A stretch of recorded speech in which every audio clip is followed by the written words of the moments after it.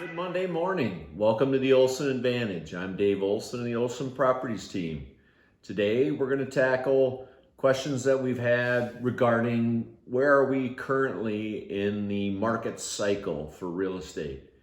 So the slide that we're going to show you is typical of all buying cycles. It applies to real estate as well.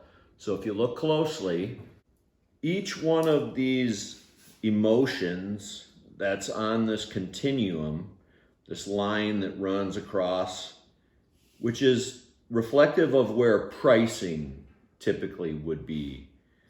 You go from optimism, enthusiasm, exhilaration, and euphoria, and then as the pricing starts to change, or the value or the perceived value of real estate starts to change, we go from unease, denial, pessimism, panic, capitulation, despair, and then the whole process starts over again. We go to skepticism, then we get to hope, relief, optimism, and enthusiasm all over again.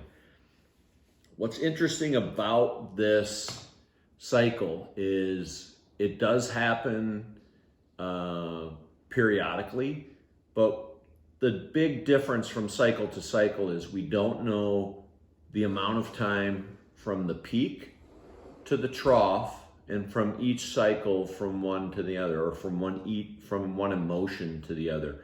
When the housing market crashed in '08, the peak to trough was very quick, and we stayed at the bottom for quite some time before climbing out of it. So the timeline between each one of these and from the top to the bottom can vary in every one of these cycles. But these are the things that will happen, and these are the things that people will go through emotionally, particularly in something as significant as real estate. There's a lot of people that we speak to weekly, monthly, that will say, well, I'm going to hang out right now, and I'm going to wait until the market bottoms before I buy back in. I'm going to rent, or I'm going to do something else.